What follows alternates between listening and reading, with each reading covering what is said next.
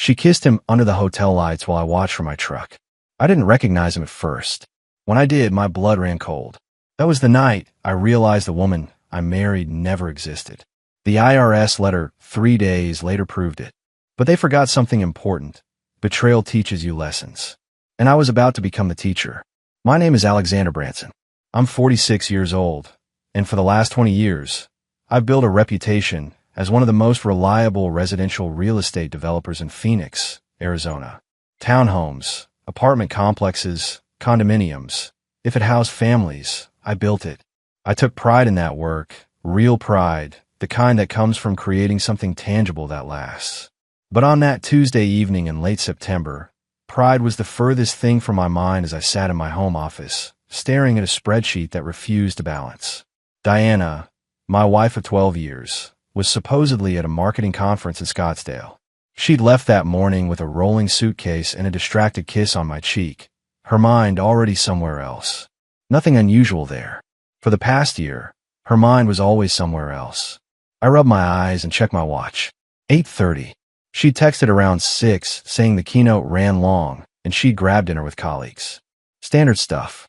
I'd ordered Thai food, eaten alone at the kitchen island, and retreated to my office to review the numbers for our newest project, a 40-unit townhome development in Tempe. That's when my phone buzzed. Not Diana. My project manager, Luis. "Alex, you see the email from Riverside Bank." His voice carried that edge he got when problems were brewing. I pulled in my inbox. There it was, sent 20 minutes ago. My stomach dropped as I read. The bank was requesting additional documentation for our construction loan, specifically detailed financials for the past 18 months.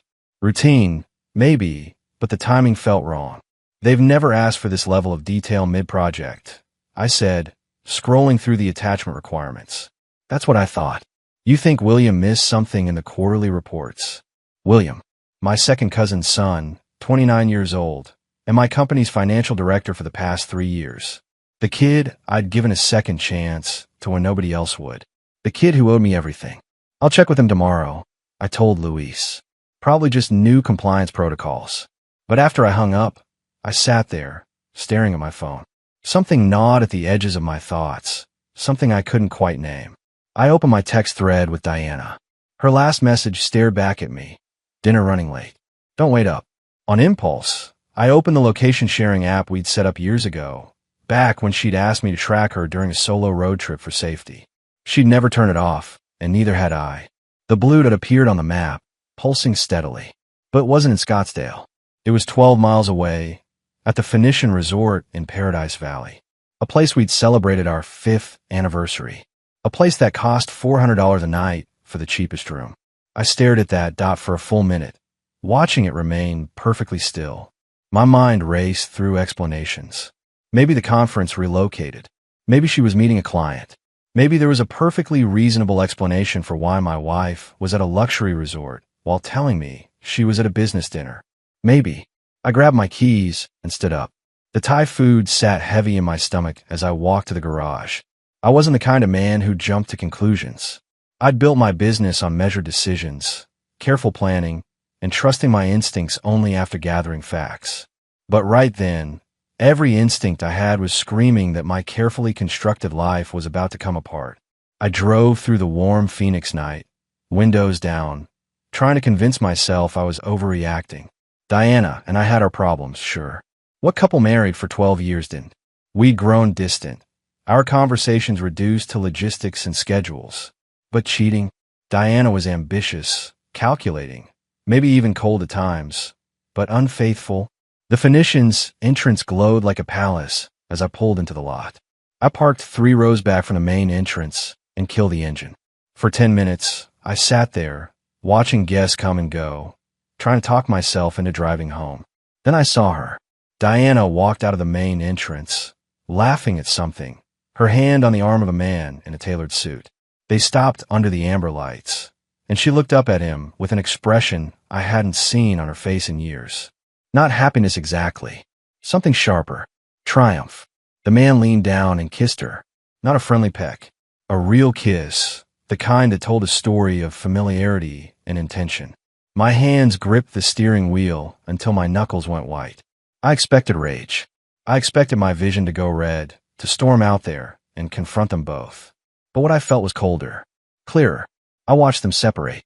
Diana handed her valet ticket to the attendant, and the man walked toward the self-park garage. As he passed under a light, I got a clear look at his face. My blood turned to ice. It was William, my second cousin's son, the kid I'd saved from prison 10 years ago when he'd stolen $75,000 from our company. The kid I'd taken the blame for, lost my contractor's license for 3 years, watched my reputation crumble while he walked free. The kid I'd rebuilt my business to give a second chance. That kid was sleeping with my wife. I didn't confront them. I didn't make a scene. I started my truck, drove home, and walked straight to my office. I opened my laptop and started making a list, calm and methodical. Because if they thought they could destroy me, they'd forgotten one important thing. I'd already been destroyed once and rebuilt myself from nothing. And this time, I knew exactly who my enemies were. I didn't sleep that night. Instead, I sat in my office until dawn, pulling every financial record I could access remotely. By sunrise, I'd found 3 irregularities in our company accounts, all within the past 6 months. Nothing massive, but enough to make me wonder what else I'd missed while trusting William blindly. Diana came home at 9 the next morning. I heard her car in the driveway, her heels clicking on the hardwood as she walked inside. She found me in the kitchen, coffee in hand, staring at nothing. "You're up early," she said, setting her purse on the counter. Her voice was casual, practiced. She'd had all night to prepare her lies. I looked at her directly. "How long have you been sleeping with William?" The color drained from her face, but she recovered quickly. Too quickly. "What are you talking about? Have you lost your mind? I saw you last night. At the Phoenician. Don't make this worse by lying." She opened her mouth, closed it, then did something I didn't expect. She laughed. Not nervously. Coldly. "Fine. Yes. We've been together for 8 months. And honestly, Alexander, what did you expect? You're married to your business, not to me." The casual cruelty of it stunned me more than the confession itself. 8 months, I repeated. While he's been working as my financial director. While you've been sleeping in our bed. She shrugged. "You wanted the truth. There it is." I stood, walked past her without another word, and went upstairs. She called after me, but I didn't stop. In my office, I pulled out my phone and opened a contact I'd been thinking about since last night. Grace Holloway, Diana's former best friend from college.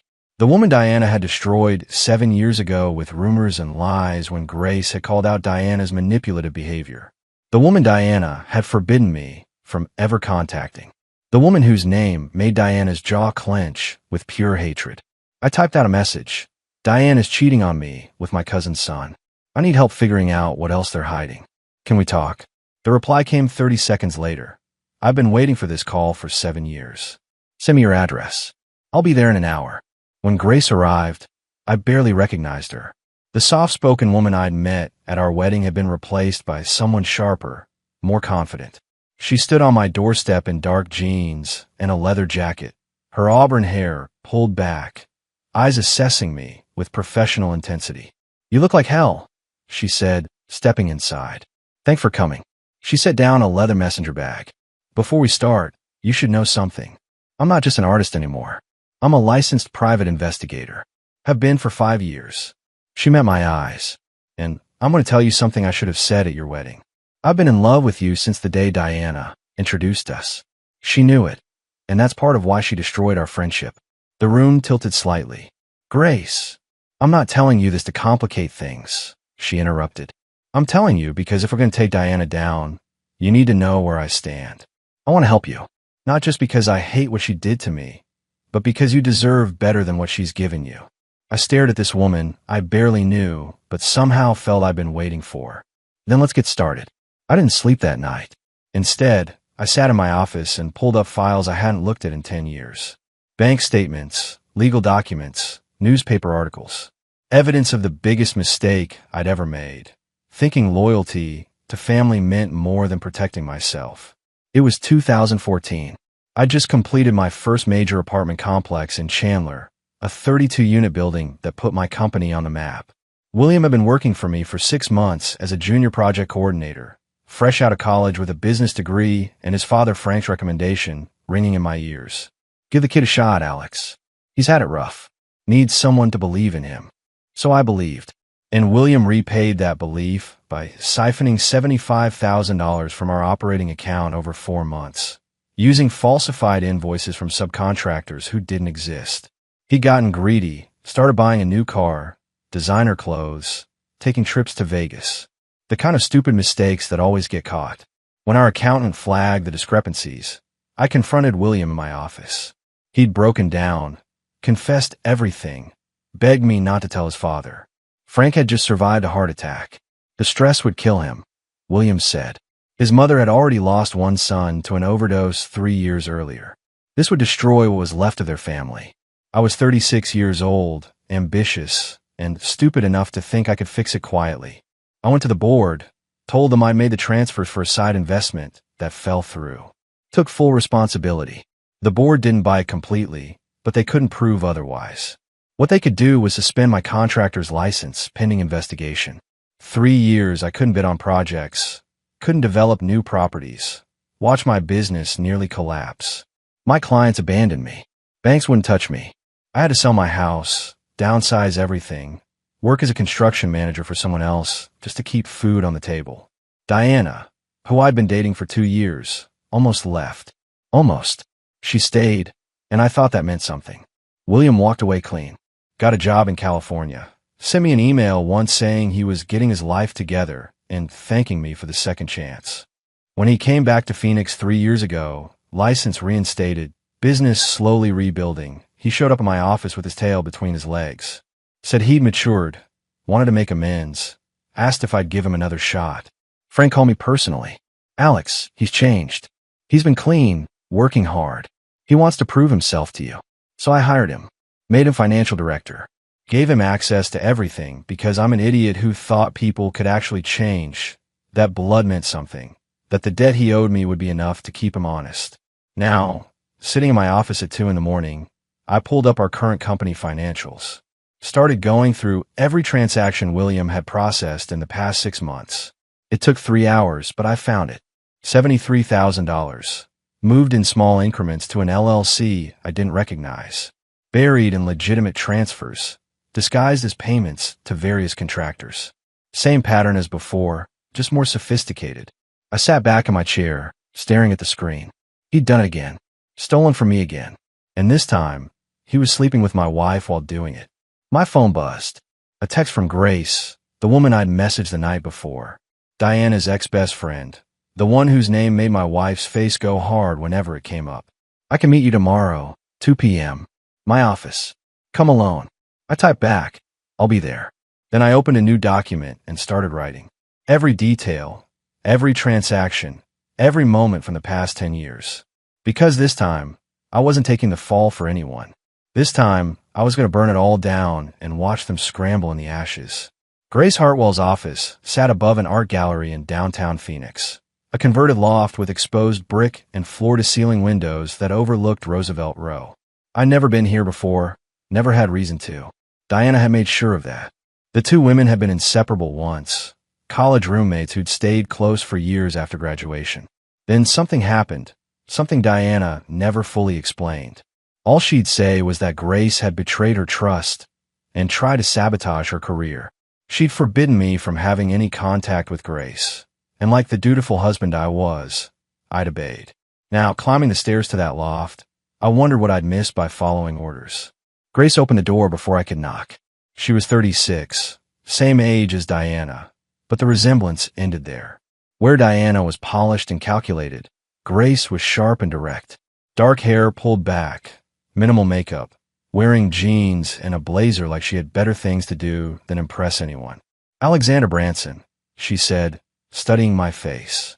You look exactly like your LinkedIn photo. Come in. The office was part workspace, part surveillance center.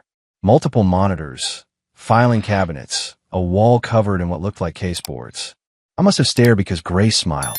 I'm a private investigator, she said, pouring 2 glasses of water from a pitcher, specializing in corporate fraud and infidelity cases.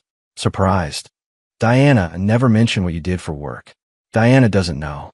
She thinks I'm still working in graphic design, which is what I did when we were friends. Grace handed me a glass. But after she destroyed my reputation and cost me my job 12 years ago, I decided to learn how to fight back professionally. Got my license, built a business helping people who've been screwed over by people they trusted. I sat down in the chair across from her desk. What happened between you two? Grace leaned against her desk, arms crossed. Long story short, I dated a guy in college. Diana decided she wanted him, slept with him, then told everyone I tried to steal him from her. Weaponized our entire friend group against me. I lost my job at the marketing firm we both worked at because she convinced the partners I was unstable and vindictive. The pattern fit. Diana always needed to win, to control the narrative. Why help me now? I asked. Something flickered across Grace's face. Because I've been waiting 10 years for the chance to prove what she really is. And because... She paused. Because I tried to warn you before your wedding. Sent you an email laying out everything she'd done to me, begging you to reconsider. You never responded. I had no memory of that email. But then again, Diana had access to my accounts back then. Had she deleted it? I didn't see it, I said quietly. Grace nodded slowly. I figured. She's good at controlling information flow. She moved her desk, pulled out a folder. You said you think she's cheating. With who? My second cousin's son, William Branson, 29, works as my company's financial director.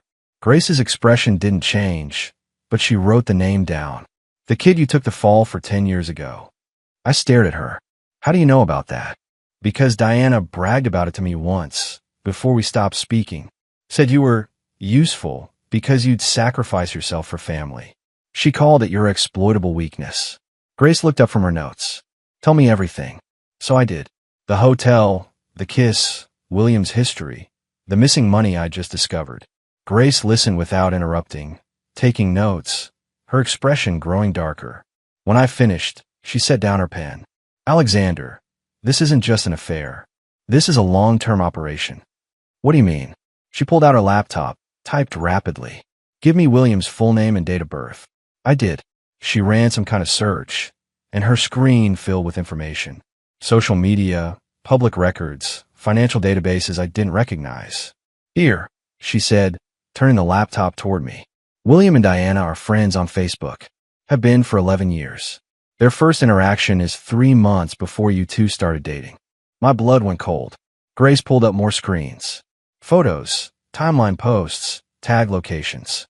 They knew each other before you met her, Alex. She didn't randomly fall for your employee. She targeted you through him. The room tilted slightly. That's not possible. Look at this. Grace pointed to a photo from 2012. Diana and William at some college party, his arm around her shoulders, both laughing. This is a year before you met Diana at that real estate conference, right? I nodded, numb. She played you from day one. Got close to you, married you, then brought William into your company 3 years ago when your business was stable enough to be worth stealing. Grace's voice was gentle but firm. I'm sorry, but you need to hear this. They've been planning this for over a decade. I stood up, walked to the window, stared out at the street below.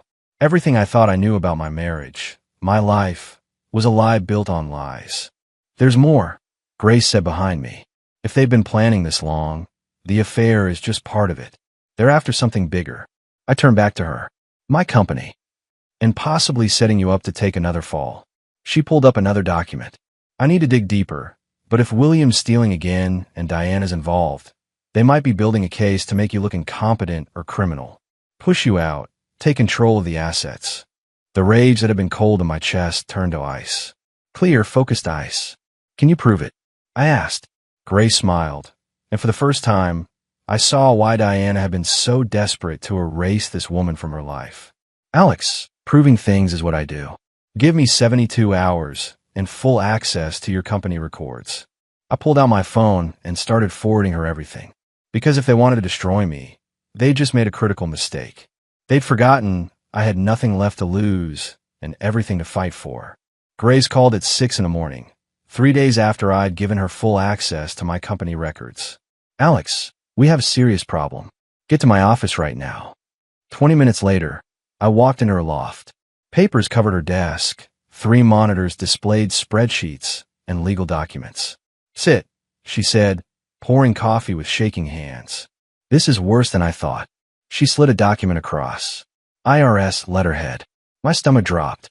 Preliminary audit notice. I read aloud. Tax evasion. $380,000 in unreported income. William's been filing false tax returns in your name for 3 years, Grace said. He creates phantom income from fake overseas investments, consulting fees that don't exist.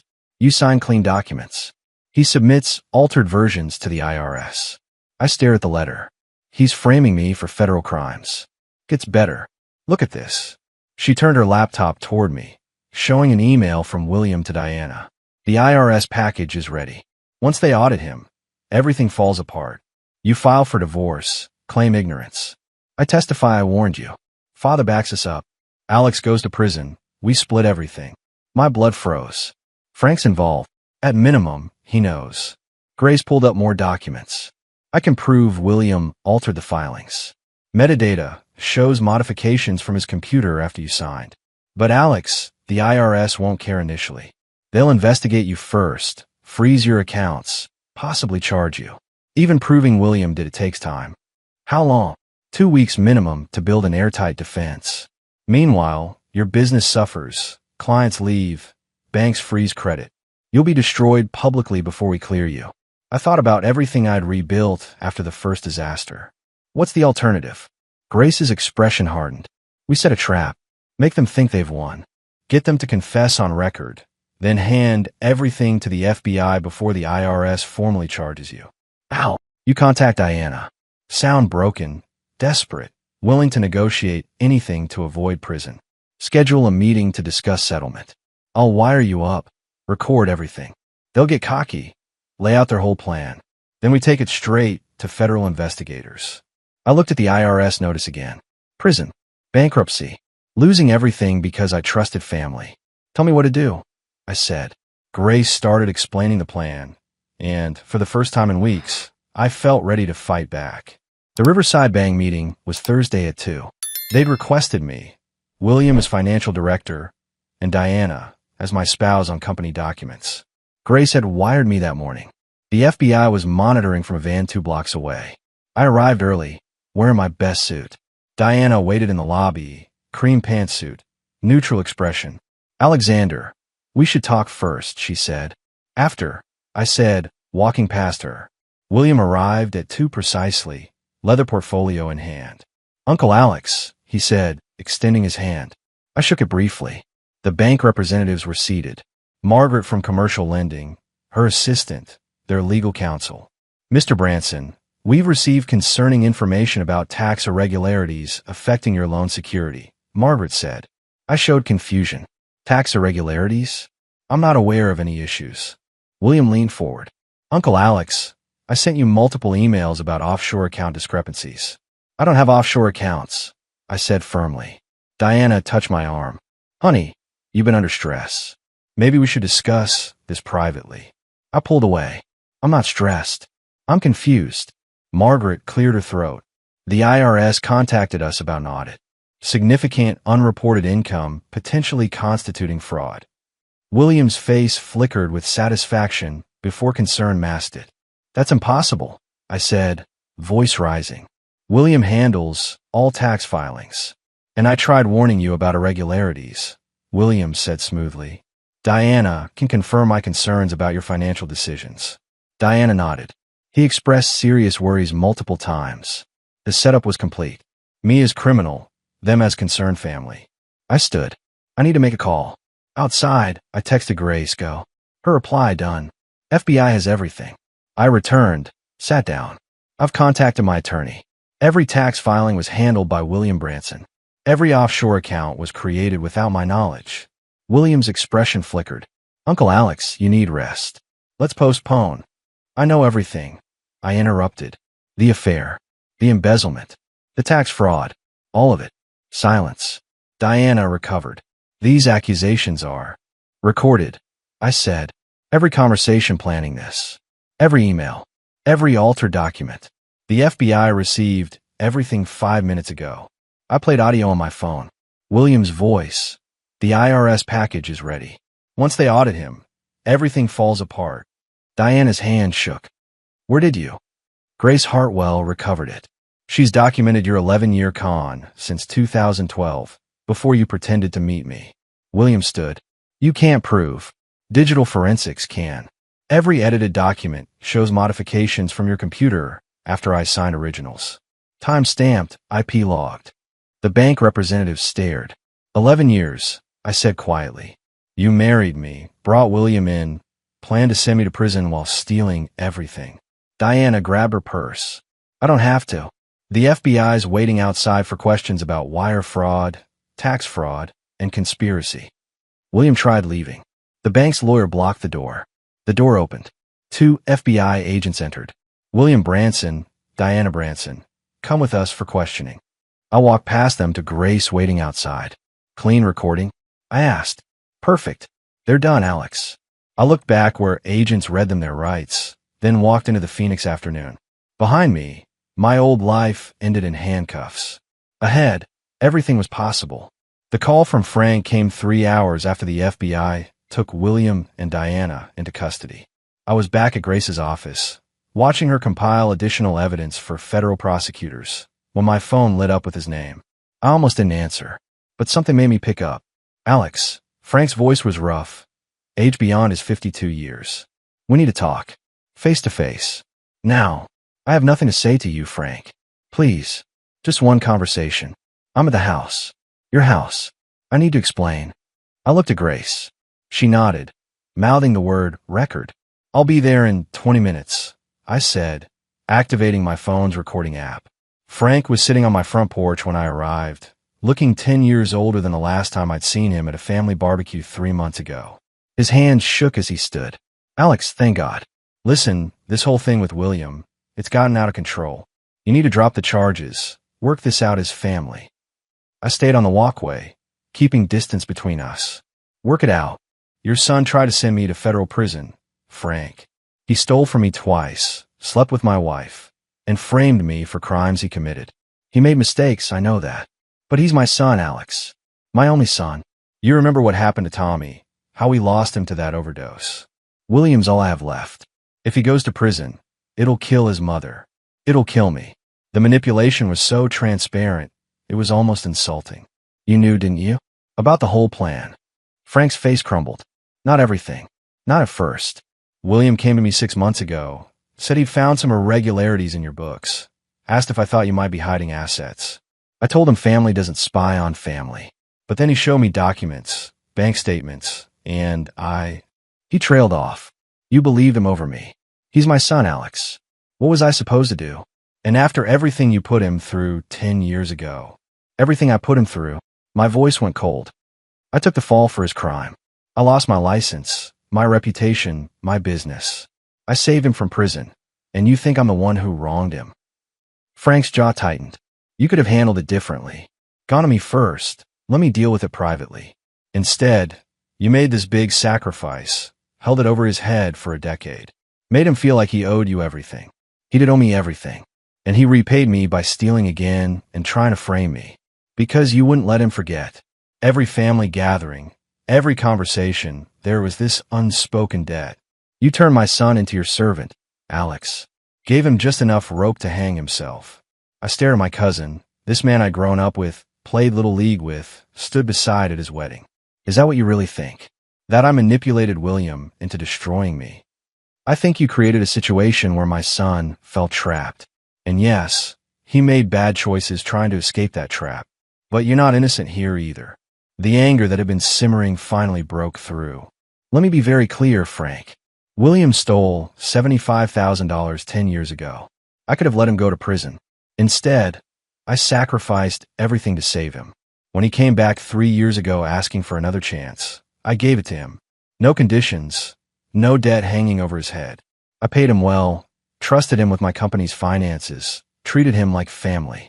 You treated him like an employee you owned, Frank shot back. And he treated me like a mark to be conned. He and Diana planned this for 11 years, Frank. 11 years. She targeted me specifically because William told her about his rich cousin who'd saved him.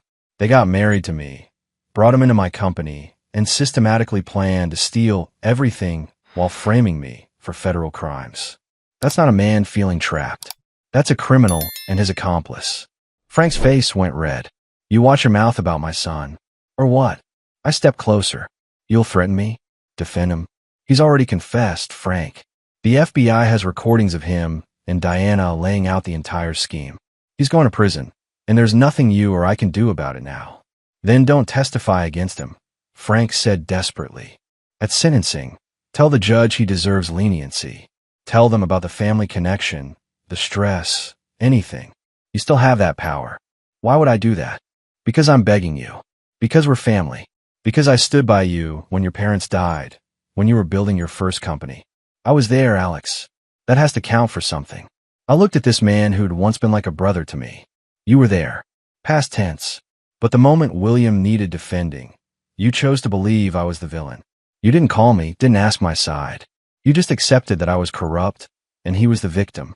I'm asking now, Frank said, his voice breaking. I'm asking you to show mercy. For me. For his mother. For the family we used to be. I pulled out my phone, stopped the recording, and sent it to Grace with a single text. More evidence of conspiracy awareness. Then I looked Frank straight in the eye. Here's what I'm going to do, Frank. I'm going to testify truthfully about everything William did. Every theft, every lie, every piece of fraud. I'm going to make sure the judge knows exactly who he is and what he's done. And then I'm going to walk away from this family and never look back. Alex, please. You want to talk about family? Family doesn't frame you for crimes. Family doesn't sleep with your wife. Family doesn't steal from you twice and then play the victim when they get caught. William made his choices, and now he lives with the consequences. I turned toward my truck. If you do this, you're dead to me, Frank called after me. Dead to the whole family. We'll never speak to you again. I stopped, looked back. Frank, you stopped being my family the moment you chose to believe your criminal son over me. This conversation, it's just making it official. I drove away, watching him shrink in my rearview mirror, and I felt nothing but relief. Grace was waiting when I got back to her office, already reviewing the recording I'd sent.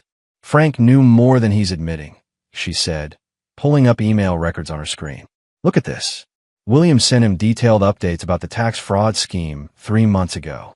Frank responded with advice on how to make it more convincing. I leaned over her shoulder, reading the exchange. My stomach turned. He's been complicit from the beginning, I said quietly.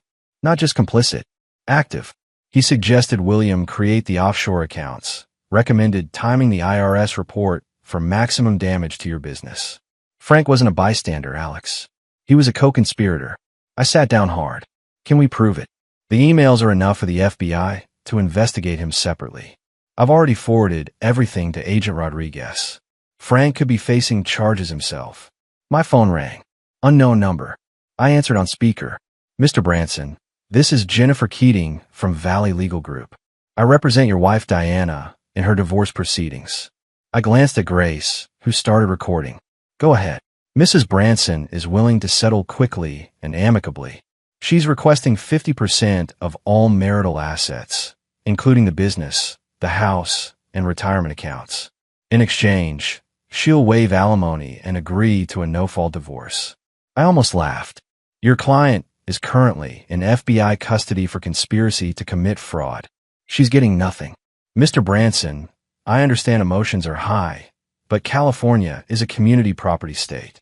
Regardless of these accusations, which I'm confident will be proven false, Diana is entitled to half of everything acquired during the marriage. Everything acquired during the marriage was acquired through my work while she was planning to destroy me, I said. And those aren't accusations. They're recorded confessions that your client made to federal investigators. A pause. I haven't been informed of any confession. Then call your client and ask her about the conversation she had with William at Riverside Bank yesterday. The one where they detailed their 11-year plan to frame me for tax fraud. The FBI has video and audio. Longer pause. I'll need to speak with Mrs. Branson and get back to you. You do that.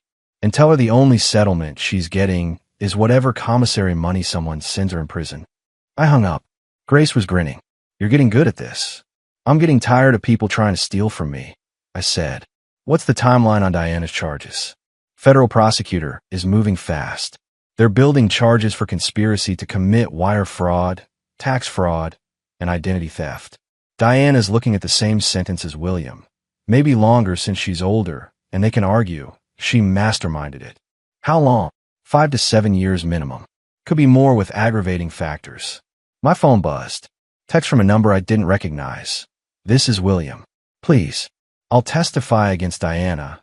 Give you everything back, whatever you want. Just ask the prosecutor for leniency. I can't go to prison. Please. I showed Grace. Classic, she said. Rat's abandoning ship. He'll say anything now to save himself. I typed back. You had 11 years to do the right thing. You chose crime. Live with it. I blocked the number. Grace pulled up another file. There's something else you should know. That second woman William was seeing, the college student, her name's Ashley Monroe, 25, finance major at ASU. I tracked her down yesterday, and she had no idea William was married to Diana. Thought he was single, successful, everything he pretended to be. When I showed her proof of everything, she broke down. But here's the interesting part. William told her about a business deal he was working on. Said he was about to come into a lot of money, enough to set them up for life. He was counting his chickens, I said. More than that. He'd already rented them a condo in Scottsdale. Sign a lease starting next month. First and last month paid. $4,200 a month for a luxury place with a view. I shook my head. He was that confident. He was that arrogant. Ashley agreed to testify about everything William told her. The timeline, the promises, all of it. It establishes premeditation and shows he was actively planning to benefit from your destruction. Will it help the case? Immensely. It proves this wasn't a crime of opportunity. It was calculated, long-term, and he was already spending money he planned to steal. Grace closed her laptop. Alex, I need to ask you something. Diana's going to prison. William's going to prison. Your company's reputation took a hit. Are you okay? I thought about it. Really thought about it. You know what? Yeah, I am. Because for the first time in 12 years, I'm not living a lie. My wife isn't someone else's accomplice. My employee isn't robbing me blind.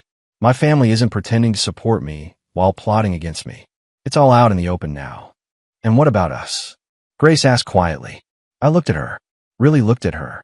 This woman who'd helped me when she had every reason to stay away, who'd fought for me when no one else would. I meant what I said to Diana.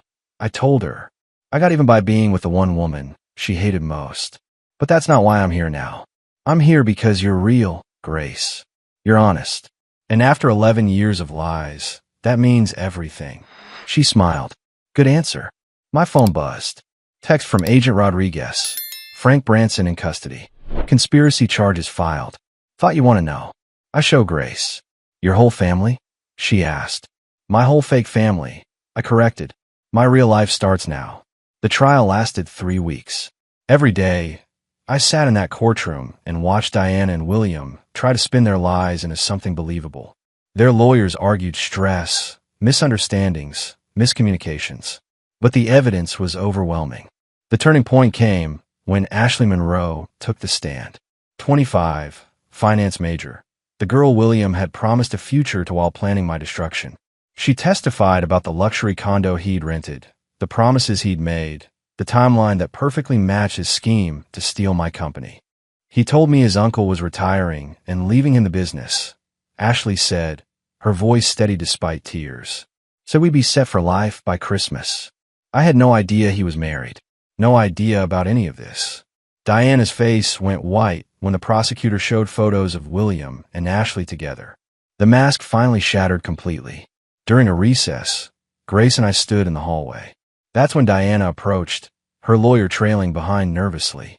Alexander, please, she said, her voice stripped of its usual control. Can we talk? Privately. Grace started to object, but I held up my hand. 2 minutes. Diana's lawyer stepped away. Grace stayed close, watching.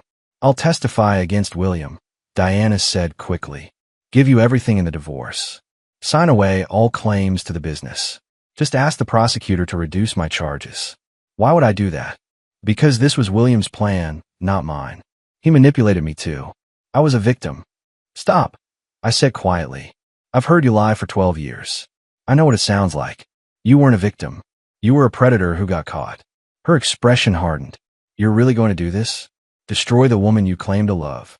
I loved a woman who never existed. You were just playing a role. And now what? You run off with Grace, the woman I hated most, and pretend that's not revenge. Her voice rose. Everyone's talking about it, you know. How convenient that the moment we split, you're suddenly with her.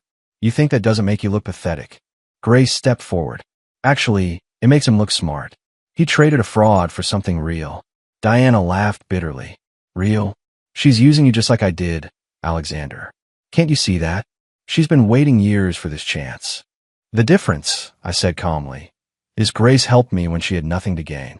She fought for me when you were planning my destruction. She's been honest when you've been a lie. So yeah, I got even by being with the one woman you hated most. And you should have seen everyone's reaction when we walked into that courtroom together. Your face alone was worth everything. Diana's hand shook. You'll regret this. The only thing I regret is the time I wasted believing you were human. I walked away with Grace, leaving Diana standing there, finally powerless. The jury deliberated for 6 hours. Guilty on all counts. William got 6 years federal prison. Diana got 5.5. Frank got 3 years for conspiracy.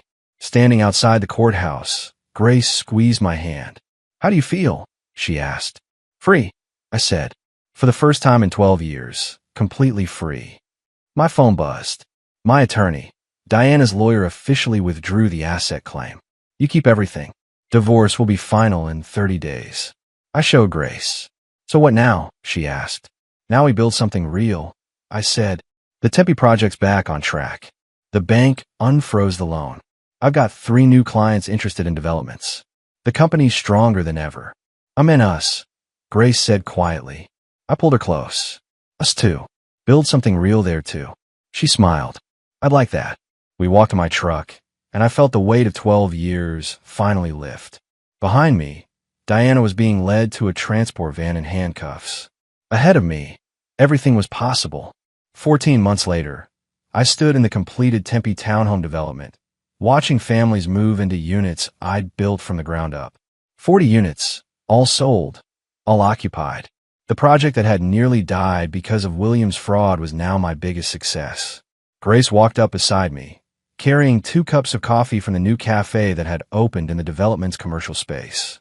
Looks good, she said, handing me a cup. Looks like a future, I replied. The past year had been a rebuild in every sense. The company had survived the scandal, partly because I'd been vindicated so publicly, partly because Grace's investigation work had proven beyond doubt that I'd been the victim. Clients who'd left came back. New ones appeared, attracted by the story of the developer who'd fought back and won. William was in federal prison in California. I'd heard through family gossip he'd tried to appeal, claimed his lawyer was ineffective. It went nowhere. Diana was in a women's facility in Arizona. Her commissary account, I'd been told, was funded by her sister. Not me. Never me. Frank had served 8 months before being released on parole. He tried to contact me once, a letter forwarded through my attorney. I'd burned it without reading it. Some bridges, once destroyed, shouldn't be rebuilt. Grace and I had taken things slowly at first. 2 people who'd both been betrayed, both rebuilding, both cautious, but slowly became Shirley. 3 months ago, she'd moved some of her things into my house. Not all of them, just enough to say this was real, this was happening, this was worth the risk. I've been thinking, Grace said, watching a family carry boxes into Unit 24, about expanding my business, opening a second office, maybe bringing on a partner. Yeah, there are a lot of people out there being conned by people they trust. I want to help more of them. I looked at her. You're good at what you do. I had a good teacher. Watching Diana and William operate taught me every trick in the book. She paused. Also, I got a call from Ashley Monroe yesterday. William's ex-girlfriend. Former victim of his manipulation, Grace corrected. She's changing her major to criminal justice. Wants to work in fraud investigation. Asked if I'd mentor her. That's good. She deserves a second chance at life without him. We all do, Grace said softly. My phone rang. My project manager, Luis. Alex, the Paradise Valley project just got approved. City Council voted unanimously. We're clear to break ground next month. I smiled. That's great news. Set up a meeting for Monday. We'll go over timelines. After I hung up, Grace raised her coffee cup. To new beginnings. To earn beginnings, I corrected, touching my cup to hers. Nothing worth having comes easy. We stood there as the sun set over Phoenix, painting the sky orange and gold. The city where I'd been born, where I'd built my first company, where I'd been destroyed and rebuilt twice. The city where I'd finally learned the difference between family and loyalty, between love and manipulation, between what I deserved and what I'd been willing to accept. You know what the best part is? I said a grace. What? Diana spent 11 years planning to take everything from me. And in the end, she gave me everything I actually needed. She removed herself from my life, exposed everyone who was using me, and led me to someone who actually gives a damn. Grace smiled. So in a way, you should thank her. Nah, I'll just live well. That's better revenge than any thank you.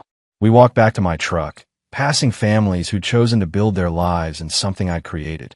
Something real, something solid, something that would last.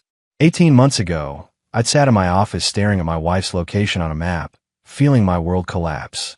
Now, I stood in the future I'd built from the rubble, and it was better than anything I'd lost.